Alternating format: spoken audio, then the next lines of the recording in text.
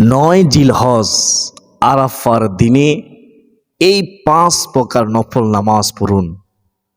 যদি আপনারা জানতে চান কিভাবে আরাফার দিনে এই ৫ প্রকার নফল নামাজ পড়বেন, কিভাবে এই নামাজগুলোর নিয়ত করবেন, কোন সূরা দিয়ে পড়বেন, নির্দিষ্ট কোনো সূরা আছে কিনা, কীভাবে রুকু দিবেন, কীভাবে সেজদা দিবেন, নামাজের পরে আপনারা কোন তাসবিহ, কোন দোয়া, কোন আমলটি করবেন, আরাফা দিনের শ্রেষ্ঠ দোয়াটি কি, মুনাজাত কীভাবে করবেন, সম্পূর্ণ নিয়ম কারণ যদি জানতে চান, আমার বিশ্বাস যদি আপনারা আজকের এই আলোচনাটি শুরু থেকে শেষ পর্যন্ত শুনেন তাহলে আপনারা জানতে পারবেন আর আরাফার দিনে এই ৫ প্রকার নফল নামাজ পড়তে পারবেন।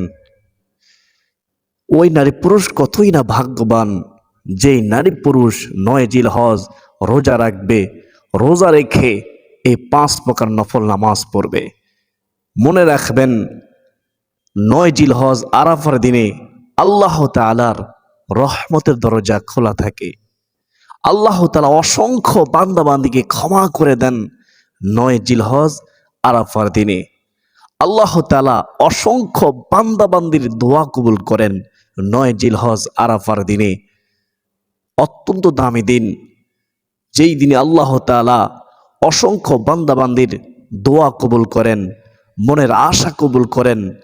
আমার বিশ্বাস আমরা যদি আরাফার দিনে গুরুত্ব দিতে পারি, এই ৫ প্রকার নফল নামাজের মাধ্যমে আল্লাহ তাআলার কাছে দোয়া করতে পারি, আরাফা দিনের শ্রেষ্ঠ দোয়াটি পরে আল্লাহ তাআলার কাছে সাহায্য চাইতে পারি, অবশ্যই আল্লাহ তাআলা আমাদেরকে খালি হাতে ফিরিয়ে দিবে না ইনশাআল্লাহ। তো ধৈর্য সহকারে আপনারা শুনুন মনোযোগ দিয়ে। প্রথম এক প্রকার যে নামাজের কথা বলবো ৯ জিলহজ আরাফা দিনে আমরা পড়ব, সেই নামাজটি হচ্ছে সলাতুল ইশরাকের নামাজ। এই নামাজ কখন পড়তে হয়?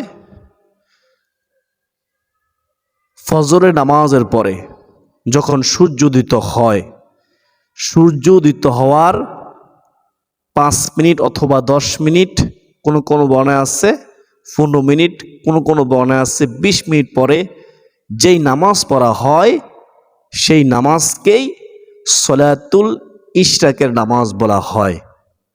তো ক্লিয়ার, আশা করি বুঝতে পেরেছেন কখন পড়তে হয়। তো সলাতুল ইশরাকের নামাজের ফজিলত রাসূলুল্লাহ সাল্লাল্লাহু আলাইহি ওয়াসাল্লাম বলেন, ও আমার উম্মত, তোমরা যদি সূর্য উদয় হওয়ার পরে ২ রাকাত ইশরাকের নামাজ পড়তে পারো, আল্লাহ রাব্বুল আলামিন তোমাদেরকে কবুল একটি হজের সওয়াব তোমাদেরকে দান করবেন। সুবহানাল্লাহ। শুধু তাই নয়, রাসূলুল্লাহ সাল্লাল্লাহু আলাইহি ওয়াসাল্লাম বলেন, ও আমার উম্মত, আল্লাহ তাআলা এত খুশি হয় ২ রাকাত ইশরাকের নামাজ পড়লে একটি উমরার সওয়াব তোমাদেরকে দান করবেন। সুবহানাল্লাহ।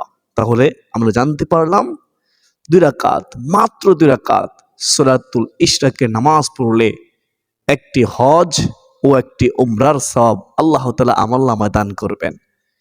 আমার বিশ্বাস যাদের সামর্থ্য নাই হজ করার, যাদের সামর্থ্য নাই উমরা করার, তারা এই আমল ছাড়বে না আরাফার দিনে ইনশাআল্লাহ। আমরা সব সময় ২ রাকাত ইশরাকের নামাজ পড়ার চেষ্টা করব। বিশেষ করে এই ৯ জিলহজ আরাফার দিনে প্রথম যে প্রকার নামাজ পড়ব সেটা হচ্ছে সলাতুল ইশরাকের নামাজ। তো নিয়ত করবেন কিভাবে? নিয়ত করবেন আমি আল্লাহ তাআলাকে সন্তুষ্টি করার জন্য ২ রাকাত সলাতুল ইশরাকের নামাজের নিয়ত করলাম। আল্লাহু আকবার, আল্লাহু আকবার বলে হাত উঠাবেন, তারপর হাত নামিয়ে হাত বাঁধবেন। হাত বাঁধার পরে আপনারা সানা পড়বেন। সানা পড়ার পরে আউযুবিল্লাহ বিসমিল্লাহ সহকারে সূরাতুল ফাতিহা পড়বেন। সূরাতুল ফাতিহা পড়ার পরে আপনারা বিসমিল্লাহ সহকারে সূরাতুল ইখলাস 3 বার পড়বেন।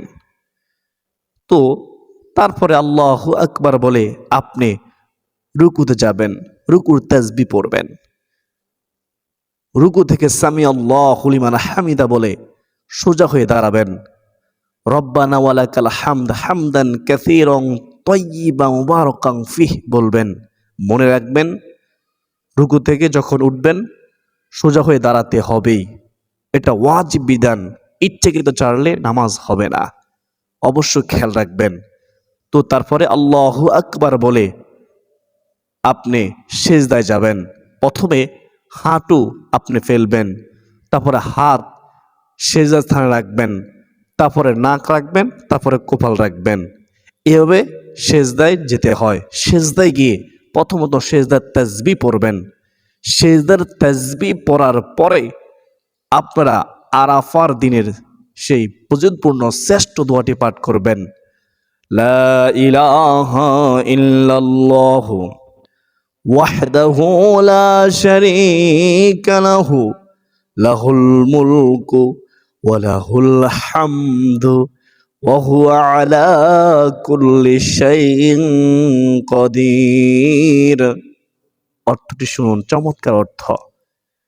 লা ইলাহা ইল্লাল্লাহু, আল্লাহ তাআলা ছাড়া কোনো ইলাহা নেই, আল্লাহ তাআলা ছাড়া কোনো উপাস্য নেই।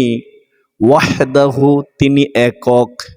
লা শারীকা লাহু, তার সাথে কোনো অংশীদারিত্ব নেই। সুবহানাল্লাহ। লাহুল মুলকু, রাজত্ব তারই। ওয়ালাহুল হামদু, সমস্ত প্রশংসা তার জন্যই। প্রশংসা কার জন্য? আল্লাহর জন্য। সুবহানাল্লাহ। ওয়া হুয়া আলা কুল্লি শাইইন কাদির, তিনি সর্ববিষয়ে সর্বশক্তিমান। সুবহানাল্লাহ, সুবহানাল্লাহ। কত সুন্দর দোয়া। এই দোয়াটি পড়বেন সিজদার মধ্যে, আরাফার দিনের শ্রেষ্ঠ দোয়া। তারপরে মনে মনে আল্লাহ তাআলার কাছে দোয়া করবেন। সিজদায় দোয়া করতে দেরি আল্লাহ তাআলা কবুল করতে দেরি করে না। এভাবে আপনারা সিজদায় দোয়া করবেন। তো আল্লাহু আকবার বলে দুই সিজদার মাঝখানে সোজা হয়ে বসবেন। দুই সিজদার মাঝখানে সোজা হয়ে বসা হচ্ছে ওয়াজিব, অবশ্যই খেয়াল রাখবেন। তারপর আবার আল্লাহু আকবার বলে আপনারা সিজদায় যাবেন, সিজদার তাসবিহ পড়বেন, আবারও সেই আরাফার দিনের শ্রেষ্ঠ দোয়াটি পড়বেন, সিজদার মধ্যে দোয়া করবেন। তারপরে আল্লাহু আকবার বলে আপনি সিজদা থেকে উঠে যাবেন। যখন সিজদা থেকে উঠবেন তখন প্রথমে আপনার কপাল উঠবে, তারপরে নাক উঠবে, তারপরে হাত উঠবে, তারপরে হাঁটু উঠিয়ে সোজা হয়ে দাঁড়িয়ে যাবেন। সোজা হয়ে দাঁড়িয়ে প্রথম রাকাত যেভাবে পড়েছেন, দ্বিতীয় রাকাতও মনোযোগ সহকারে খুশু খুদুর সাথে আল্লাহকে সন্তুষ্টি করার জন্য ধীরস্থির সাথে আপনি পড়বেন। তো সর্বশেষ শেষ বৈঠক তাশাহুদ, দুরূদ শরীফ, দোয়া মাসুরা পড়ে ডানে বামে সালাম ফিরিয়ে এই 2 রাকাত ইশরাকের নফল নামাজ আদায় করে নেবেন। সুবহানাল্লাহ। কতক্ষণ সময় লাগবে পড়তে? পড়লেই তো একটি হজের সওয়াব, একটি উমরার সওয়াব দিবেন কে? আল্লাহ। তো আমরা আরাফার দিনে অবশ্যই ফজর নামাজ পড়ব। ফজর নামাজ পড়ার পরে আমরা কিছুক্ষণ দোয়া, ওজিফা, আমল, কোরআন তেলাওয়াত, দুরূদ শরীফ পড়ব। তারপরে সূর্য যখন উদিত হবে, সূর্য উদিত হওয়ার 5 মিনিট অথবা 10 মিনিট অথবা 15 মিনিট অথবা 20 মিনিট পরে আমরা 2 রাকাত ইশরাকের নামাজ আদায় করব, এইভাবে ইনশাআল্লাহ। তো এখন আমরা জানবো দ্বিতীয় প্রকার নফল নামাজ, সেটা হচ্ছে সলাতুত তাওবার নামাজ। রাসূলুল্লাহ সাল্লাল্লাহু আলাইহি ওয়াসাল্লাম বলেন, যদি কেউ উত্তম রূপে ওযু করে এইভাবে 2 রাকাত নফল নামাজ পড়ে, তাহলে আল্লাহ রাব্বুল আলামিন তার জীবনের যৌবনের সগীরা কবিরা সমস্ত গুনাহ ক্ষমা করে দিবেন। সুবহানাল্লাহ। 2 রাকাত তওবার নামাজ পড়লে আল্লাহ এত খুশি হয়।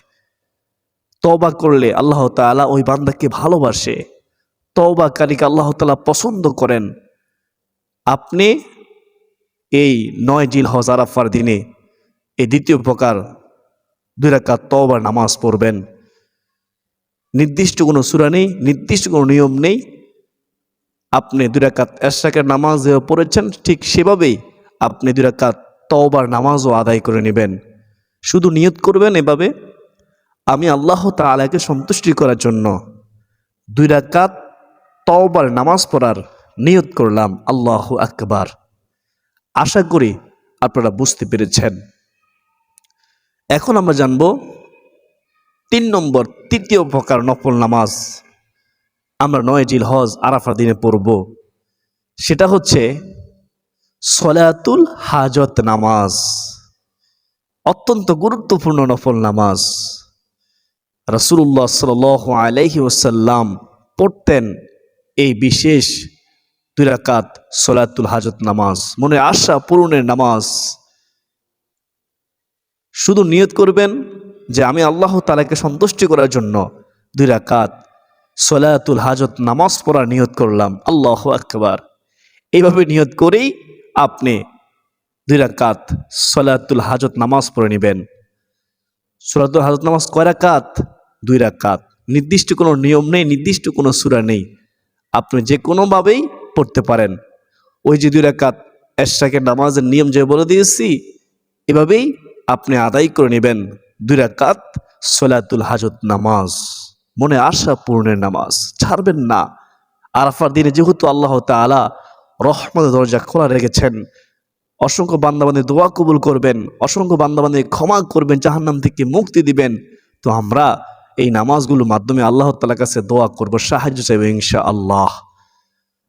এখন আমরা জানব 4 নম্বর নফল নামাজ, সেটা হচ্ছে তাহিয়াতুল ওজুর নামাজ। কখন পড়ে? ওযু করার পরে 2 রাকাত যে নামাজ পড়া হয় সেটাকে তাহিয়াতুল ওজুর নামাজ বলা হয়। তাহিয়াতুল ওজুর নামাজের অসংখ্য ফজিলত রয়েছে। জান্নাত ওয়াজিব হয়, গুনাহ মাফ হয়, সম্মান বৃদ্ধি হয়, আল্লাহ খুশি হয়, দুনিয়া ও আখিরাতের কল্যাণ পাওয়া যায়। তাহিয়াতুল ওজুর নামাজ আমরা পড়ব 9 জিলহজ আরাফার দিনে। নিয়ত করব আমি আল্লাহ তাআলাকে সন্তুষ্টি করার জন্য 2 রাকাত তাহিয়াতুল ওজুর নামাজ পড়ার নিয়ত করলাম। আল্লাহু আকবার। এভাবে নিয়ত করে 2 রাকাত তাহিয়াতুল ওজুর নামাজ আদায় করে নেবেন। তো 4 প্রকার নফল নামাজ গেল। সর্বশেষ 5 নম্বর যে নামাজের কথা বলবো সেটা হচ্ছে সলাতুল আওয়াবিনের নামাজ। পড়বেন 9 জিলহজ মাগরিবের নামাজ আদায় করার পরে আপনারা 2 রাকাত করে কমপক্ষে 6 রাকাত সলাতুল আওয়াবিনের নামাজ আদায় করবেন।